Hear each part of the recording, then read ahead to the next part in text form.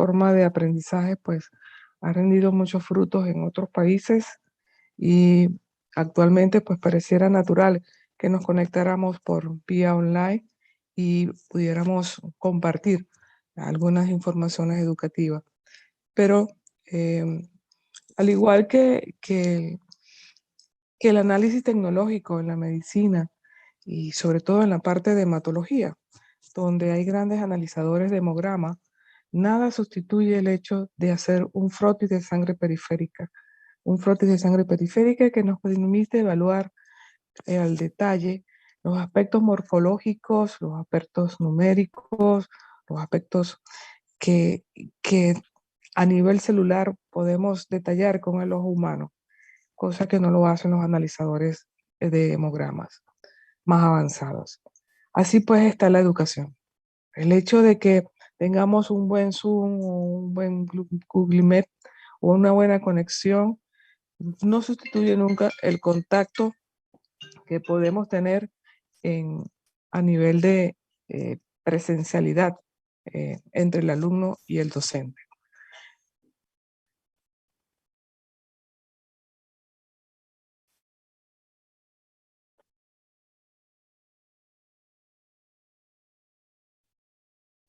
De manera pues que en el día de hoy, en los pocos minutos que nos quedan, vamos a hablar de fisiopatología del leucocito. Y de la fisiopatología del leucocito nos vamos a trazar los siguientes objetivos. Vamos a hablar sobre lo que es la leucopoiesis, sus trastornos fisiopatológicos, bien sea en su origen, desarrollo o capacidad funcional. También vamos a describir las alteraciones morfológicas y cuantitativas de los leucocitos maduros y explicar un poco sobre la biometría de los leucocitos, valor absoluto y relativo por cada tipo de célula. El día lunes vamos a hablar entonces sobre definir la reacción leucomoide y leucoeritroblástica y los mecanismos etiopatogénicos de la reacción leucomoide, así como también de los diferentes tipos de leucemias. Los leucocitos, de toda la masa celular que conforman o que viajan a través del plasma y conforman el volumen sanguíneo, representan el 1% de toda la masa celular que está circulando en forma libre. Ella se origina, o estos leucocitos se originan, al igual que las demás células formes de la sangre, se originan en la médula ósea. Y lo importante del leucocito es que éste participa en los diferentes procesos inflamatorios e inmunitarios que se llevan a cabo pues, en todo organismo. Esto incluye también a los linfocitos, los granulocitos y los monocitos. El ser humano adulto tiene unos 7.000 leucocitos por microlitro de sangre.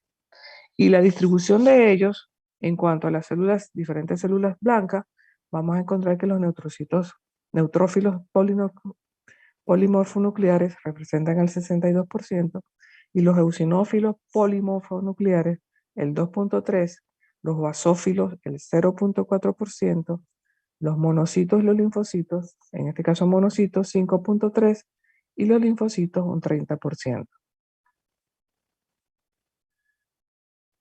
Estos leucocitos a su vez se clasifican de acuerdo a la presencia o no de gránulos específicos en el citoplasma. Entonces vamos a hablar de granulocitos y agranulocitos. Los granulocitos son aquellas células que contienen lógicamente esos gránulos, como son los neutrófilos, los basófilos y los eosinófilos. Los granulocitos, los agranulocitos, aquellas células que no poseen gránulos específicos en su citoplasma, como son los linfocitos y los monocitos. Los granulocitos vienen a representar todas aquellas células que tienen capacidad activa dentro del mecanismo de defensa celular directamente. Son células fagocíticas. Y estos tienen una forma esférica y tienen núcleos multilobulares muy característicos. De manera pues que los granulocitos se van a dividir de acuerdo a su capacidad de impregnarse del tinte sus capacidades tintoriales, vamos a clasificarlos en 3 tipos. Entonces, neutrófilos, basófilos o eosinófilos. De manera que un eosinófilo lo veríamos con esta coloración un tanto rosa, ¿ok? Estos serían sus núcleos que son multilobulados. Un basófilo lo veríamos como un más azurófilo, donde tiene una gran cantidad de gránulos citoplasmáticos, y estos gránulos citoplasmáticos se tiñen de un color eh, violeta casi, ¿no? Azul intenso. Y el neutrófilo, que es el protagonista de todo proceso inflamatorio, vamos a encontrar que su citoplasma tiene gránulos, pero es más neutro en la captación del tinte y se ve más pálido y tiene unos núcleos multilobulados. Cuando nosotros vemos en el rótulo de sangre periférica, vemos entonces que tenemos eritrocitos, estos más pequeñitos son las plaquetas, y aquí está entonces el eosinófilo que acabamos de ver anteriormente, identificamos el basófilo, aquí identificamos los neutrófilos, que son de un componente multilobulado, ¿ok? Tenemos aquí el linfocito, ¿ok? Y aquí el basófilo, el monocito, ¿ok? Que es más grande, una célula más grande.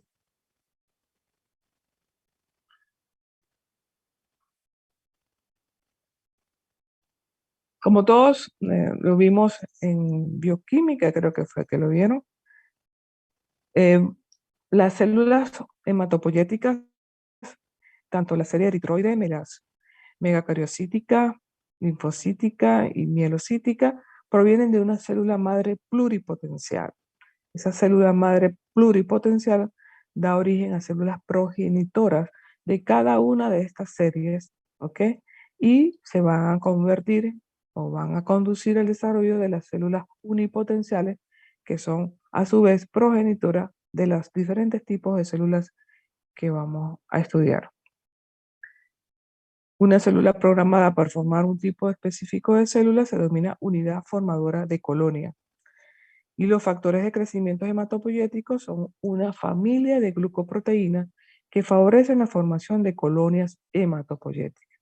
Por ejemplo, la eritropoyetina favorece el desarrollo de los glóbulos rojos.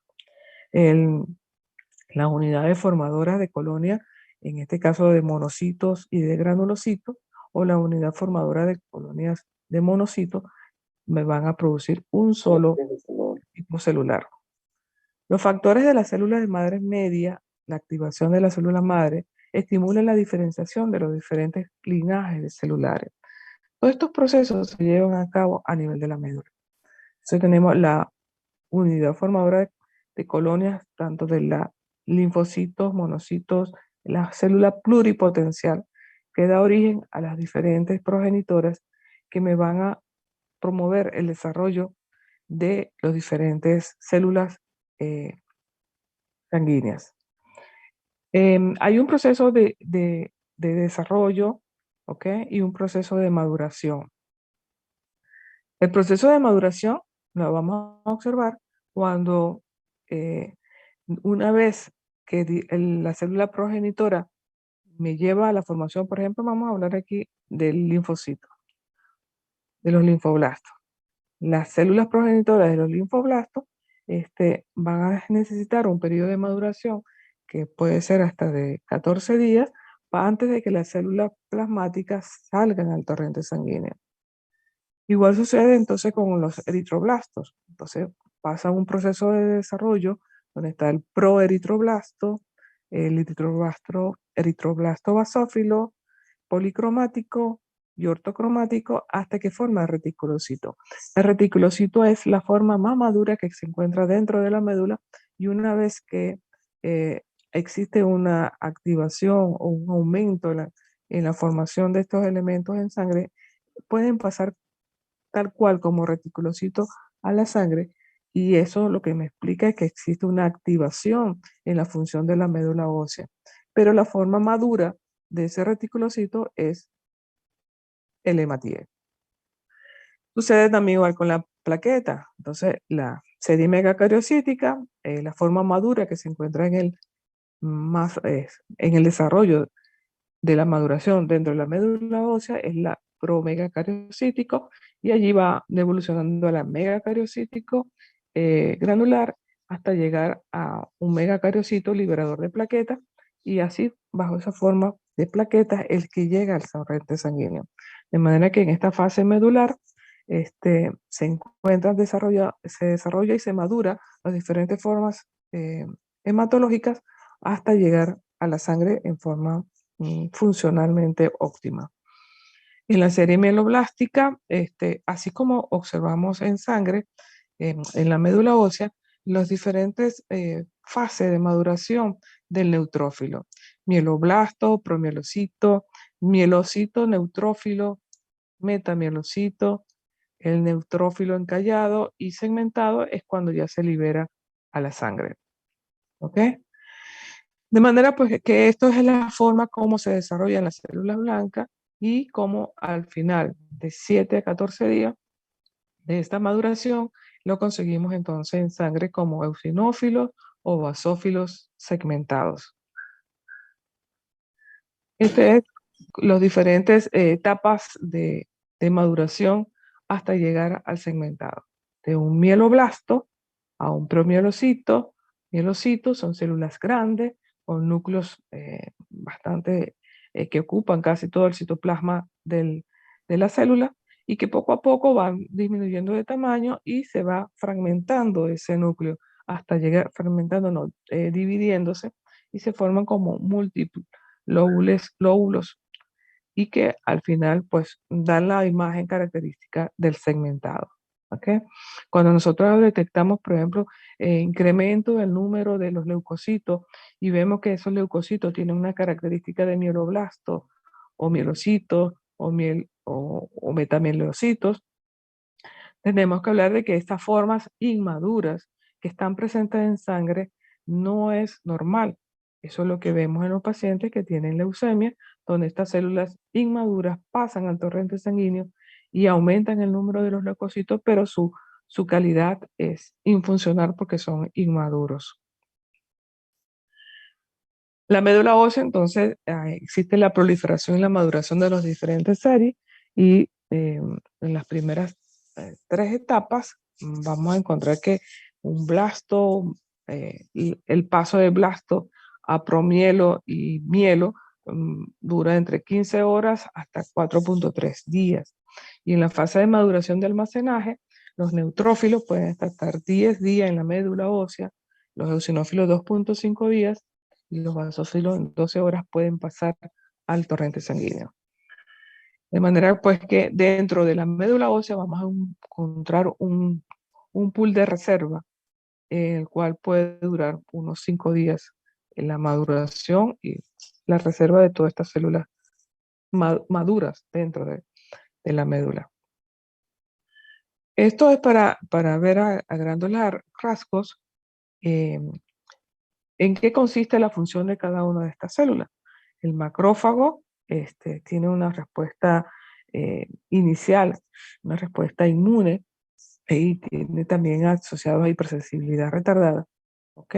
A nivel tisular. El neutrófilo, ustedes ven la flechita. Lo que pasa es que se me pierde y no sé ustedes si la están viendo. Bueno, el neutrófilo tiene una función de fagocitosis, ¿ok? El eosinófilo está involucrado en aquellas respuestas de tipo alérgica o como respuesta a los parásitos, ¿ok? Los basófilos también son mediadores de la inflamación. Los mastocitos pues liberan mediadores inflamatorios y están involucrados también en respuestas alérgicas. Y las células natural killer, que son células que pueden estar infectadas o que son malignas, y que bueno, van a estar presentes en la mayoría de los procesos inmunológicos. En la cinética leucocitaria es importante que tomen en cuenta de que las mismas van a estar dadas por una respuesta ante una agresión. Nosotros vamos a encontrar que los leucocitos van circulando, ¿ok? Y que ellos tienen una serie de integrinas, que son células que promueven la adhesión hacia las paredes del vaso, y que estas integrinas, junto con unas selectinas endoteliales, pueden abrirse paso en el endotelio, y de una manera por diapédisis, ellos pasan al tejido intersticial. Esto es importante porque el leucocito, que una vez que pasa al tejido intersticial, se va a convertir en macrófago. Y estos macrófagos van a llegar hasta aquella germen o aquella sustancia que está invadiendo el sistema o alguna parte de nuestro organismo, con la finalidad de defender. En el caso de una célula extraña, biológica, o un microorganismo, esa célula o microorganismo va a ser la fuente que origina el desplazamiento del macrófago hasta donde se encuentra la bacteria. Ese desplazamiento se lleva a cabo porque existe una serie de reacciones inmunológicas alrededor de esa bacteria. Entonces vamos a encontrar el complemento. Vamos a encontrar complementos que van a ser oxoninas. Las oxoninas C4 o C5b van a hacer más apetecible el semiorganismo, y ese organismo pues va a ser identificado por las células blancas y englobado posteriormente. De manera pues que busquen, revisen las funciones del complemento C3A, C3b, C4A, C4b, C5, y cómo esto interviene o facilita el proceso inmunológico o de atracción celular intersticial para el posterior destrucción de la bacteria. Una cosa importante de la función de los gránulos a nivel de los leucocitos, aquí tenemos gránulos primarios y gránulos secundarios. Los gránulos primarios están presentes en lo que es el neutrófilo, basófilo y eosinófilo, y los gránulos secundarios están presentes, bueno, hablamos secundarios, ya sabemos que no hay gránulos en esta célula, en el linfocito y en el monocito. El hecho es que dentro de esos gránulos contienen una gran cantidad de enzimas que van a potenciar la destrucción de las bacterias. Entonces podemos encontrar mieloperoxidasa en mayor proporción, que potencia la acción del peróxido de hidrógeno. Esto va a su vez va a generar la presencia o formación de radicales libres, y estos radicales libres van a ser también tóxicos para el metabolismo bacteriano.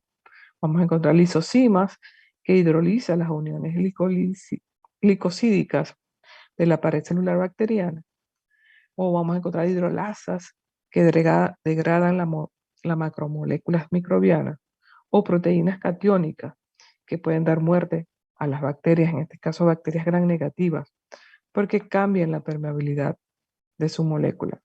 Lo importante es que el granulocito, en este caso el neutrófilo, ¿ok?, tiene una potente acción en contra de la destrucción, a favor de la destrucción de las bacterias a nivel tisular.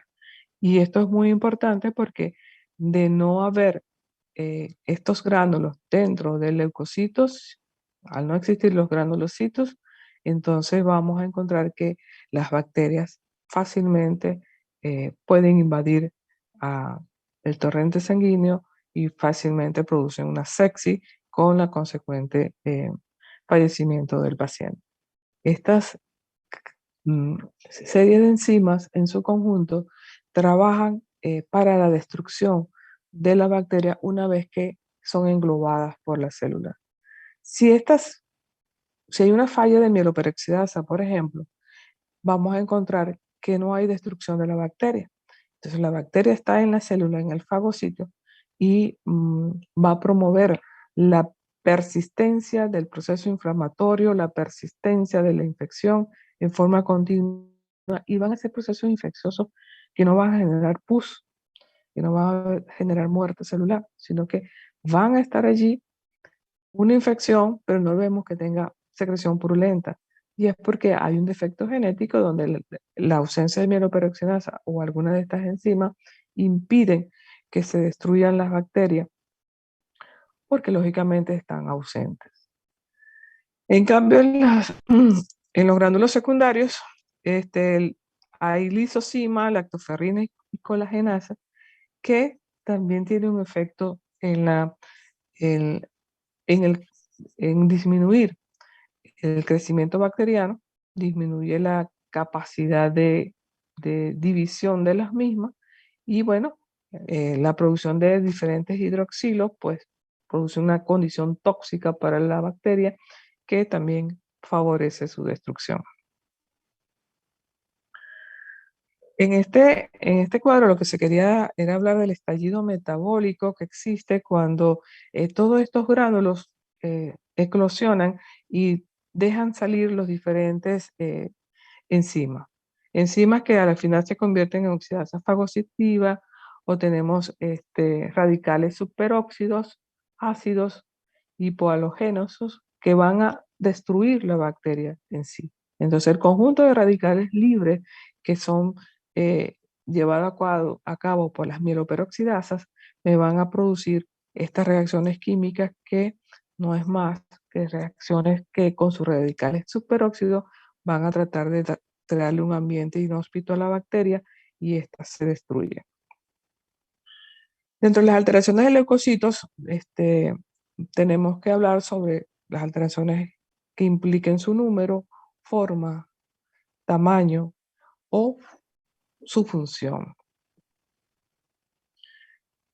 En este caso, vamos a hablar entonces en forma general de cómo las alteraciones las podemos ver por una desviación a la izquierda, ¿ok? Una desviación a la izquierda es cuando los elementos jóvenes de la sangre que están en la médula ósea, que digo, pasan a la sangre. Entonces, consiste que los pacientes tienen una mielemia porque existe granulocitos jóvenes que no han madurado en la médula y que lo encontramos en las torrentes sanguíneas, como los callados, por ejemplo. Esos son otras formas que son inmaduras y cuando aumentan en sangre nos habla entonces de que existe un proceso infeccioso activo. Linfocitos activados, células linfoplasmáticas o linfomonocitoides, ¿ok? Presencia de blastos, células muy maduras en sangre periférica, lo que denota de que pudiera haber una leucemia. La desgranulación de los neutrófilos, como los síndromes mielodisplásicos y anemias refractarias. Vamos a encontrar aquí que existe neutrófilos sin gránulos y que eso lo vemos en las células mielodisplásicas. Lógicamente que un granulocito sin gránulos y sin los diferentes tipos de enzimas van a ser inefectivos como protectores ante procesos infecciosos. Los neutrófilos vacuolados, que suelen ser signos de infección, y eso son signos de severidad de un proceso infeccioso. Los bastones de Auer, la presencia de cuerpos de Dole que se asocian a infecciones, anomalía de Pelget-Wet, defectos congénitos de tipo recesivo, eosinófilos y basófilos degranulados y vaculados. Entonces se sospecha en que existe un trastorno mieloproliferativo crónico. En estos trastornos mieloproliferativos crónicos, el síndrome mielodisplásico es uno de los más frecuentes. Y vamos a encontrar que estos pacientes tienen una disminución de todas las series celulares, tanto de eritrocitos como megacariocíticos como mieloides. Dentro de las alteraciones morfológicas, la presencia inmadura de los granulocitos en sangre, como mielocitos, metamielocitos, callados, es lo que nosotros evidenciamos al hacer el frote de sangre periférica. Eso no lo vamos a evidenciar en un equipo de análisis de hemograma. De manera pues que por eso es la importancia de este tipo de estudio que nos permite evaluar la forma, ¿ok?, de estos células y así poder saber qué tipo de problemas está afectando la médula.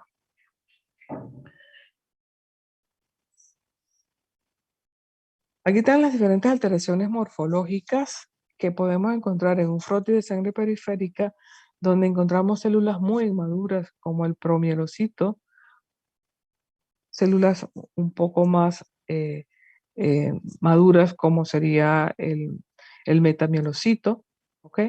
Y estas células que dicen en banda son células que son, las llamamos callados, que son células que están, que son inmaduras y que aparecen en sangre cuando existe una hiperreactividad a nivel de la médula que lleva a pasar de la médula al torrente sanguíneo células inmaduras, ineficientes y que estamos ante un trastorno mieloproliferativo.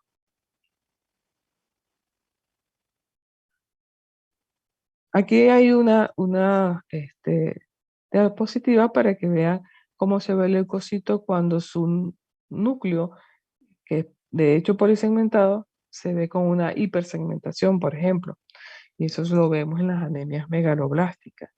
O cuando está una disminución en su segmentación, como en el síndrome de Pellier-Wett, ¿ok?, que es un trastorno genético y que lo que denota es una hipofunción del leucocito.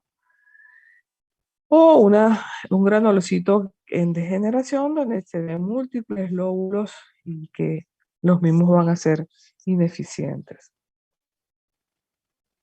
Desde la punta morfológica vemos formas muy raras como la de tipo trébol, ¿ok?, que está a su izquierda, o simplemente un linfocito con su núcleo hendido, ¿ok? Son diferentes formas o alteraciones morfológicas en el núcleo del linfocito. A nivel citoplasmático podemos encontrar un incremento en los gránulos de los mismos, ¿ok?, y que también los podemos llamar como granulaciones tóxicas, lo que vemos en pacientes con procesos infecciosos severos. Otra anormalidad morfológica, lo que hablamos anteriormente sobre las vacuolas citoplasmáticas. Esas vacuolas citoplasmáticas revelan pues de que estamos también ante un proceso infeccioso severo.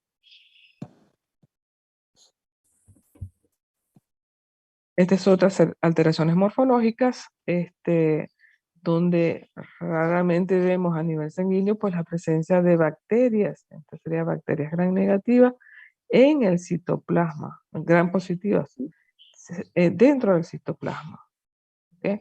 Y las anomalías de Chiari-Higashi, que son también alteraciones autosómicas recesivas y donde me produce un granulocito cuya función en el proceso inflamatorio por presencia de bacterias se hace ineficiente. Son aquellos pacientes que le mencioné que nos generan pus en las heridas o en los procesos inflamatorios infecciosos.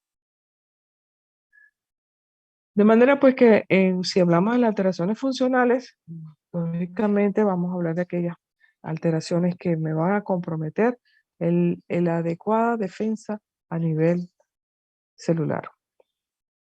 La adecuada respuesta que debe tener la célula ante un microorganismo que esté invadiendo el tejido. De manera que la función de adhesión, donde hay un déficit de moléculas de adhesión, me va a producir un déficit en la migración, en el momento de migrar esos leucocitos hacia el intersticio. Aquí vamos a ver que bien sea por un defecto adquirido o congénito, se va a encontrar este tipo de defecto. ¿Ok? Bien sea por hemodiálisis, alcohol, el uso de esteroides, me va a alterar la adhesión de ese leucocito. Las leucemias me producen deformabilidad de los la pared del leucocito, la quimiotaxis se va a ver comprometida en el síndrome Chiari-Higashi o cuando se usan dosis de esteroides o algunos AINES o el lupus eritematoso sistémico, artritis reumatoidea, diabetes mellitus, desnutrición. Y es importante el hecho de que el uso de esteroides concomitantemente en un proceso infeccioso de tipo bacteriano, lo que va es comprometer la quimiotaxis, la adhesión del leucocito hasta la acción microbicida de ese leucocito. Entonces, todas estas alteraciones de las funciones, ya sea por un defecto congénito o por un defecto adquirido, van a comprometer entonces la función esencial del leucocito. Las alteraciones funcionales que puedan tener debido a que existe una enfermedad granulomatosa crónica o el síndrome de Chiari-Higashi o el déficit de mieloperoxidasa o el déficit de gránulos específicos va a derivar entonces en una función fagocitaria y destrucción de la bacteria de forma ineficiente. Y este es el hemograma. Esto es lo que nosotros vemos en un reporte hematológico que le mandamos a nuestros pacientes. En algunos laboratorios, el recuento de leucocitos lo reportan como WBC. Entonces, aquí lo tenemos todo en español. El leucocito, la cuenta de los leucocitos están en 5.000 en este paciente. Recuerda que los valores normales van a estar entre 3.500, 4.000 a 12.000. ¿Cómo se ven los hematíes representados?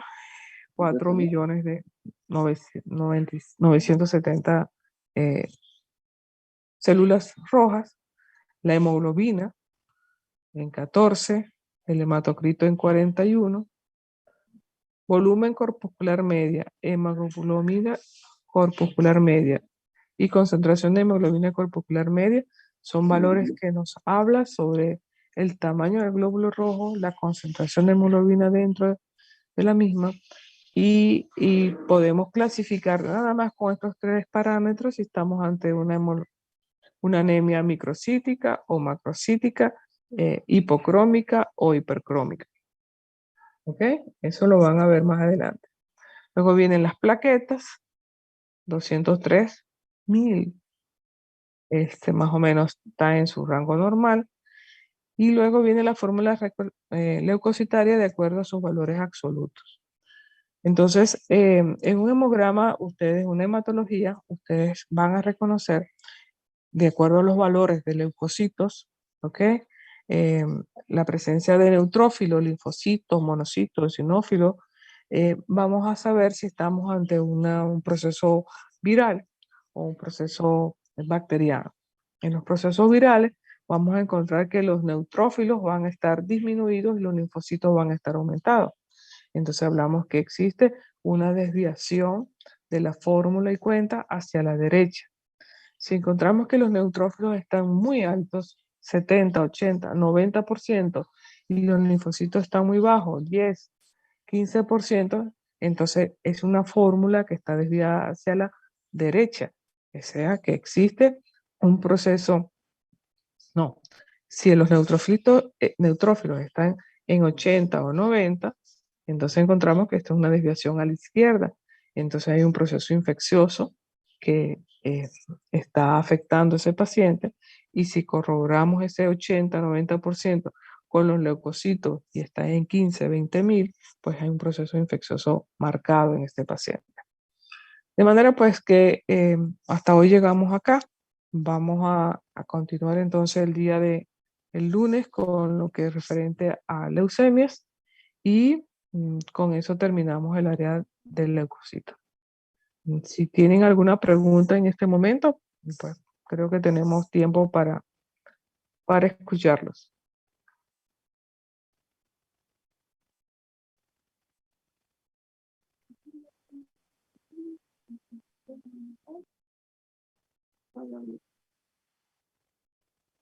Ok, ustedes están allí, mis hijos. Sí, estamos aquí, muchachos. ¿Alguno tiene alguna pregunta para la doctora? Bueno, yo espero que en la próxima clase, si tienen una pregunta, lean sobre las leucemias, los tipos de leucemias y, bueno, cualquier pregunta que tengan al respecto, pues me la hacen llegar. Bueno, muy buenos días y un placer haber estado con ustedes en el día de hoy. Que tenga bello día, doctora. Igualmente, hasta luego.